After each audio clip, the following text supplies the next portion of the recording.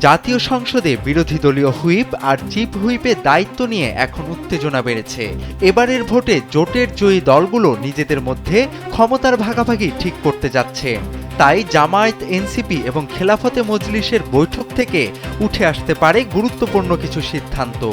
জোটের অভ্যন্তরীণ সূত্র বলছে, চিফ হুইপের দায়িত্ব মূলত জোটের সবচেয়ে বড় দল জামায়াতের হাতেই যেতে পারে। তবে হুইপ পদে অন্যদেরও সুযোগ দেওয়া হতে পারে, যাতে জোটের সব অংশের সমন্বয় বজায় থাকে।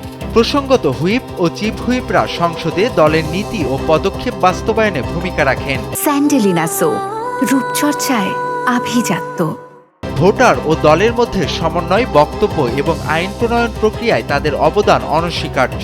তাই এখন যে নামগুলো উঠছে, তাদের ভাগ্য ঘোষণার পর জোটের কার্যক্রমও আরও দৃঢ় হবে। রাজনৈতিক বিশ্লেষকেরা বলছেন, হুইপ পদে যারা দায়িত্ব নেবেন তারা জোটের অভ্যন্তরীণ ঐক্য ও বিরোধী দলের কার্যকারিতা নির্ধারণে বড় ভূমিকা রাখবেন। শিগগিরই এই পদগুলো ঘোষণা হলে সংসদে বিরোধী দলীয় নেতৃত্বের চেহারাও স্পষ্ট হবে। ফলে হুইপ ও চিফ হুইপের ভাগ্য কেবল ব্যক্তি নয়, পুরো জোটের রাজনৈতিক প্রভাবও গড়ে তুলবে।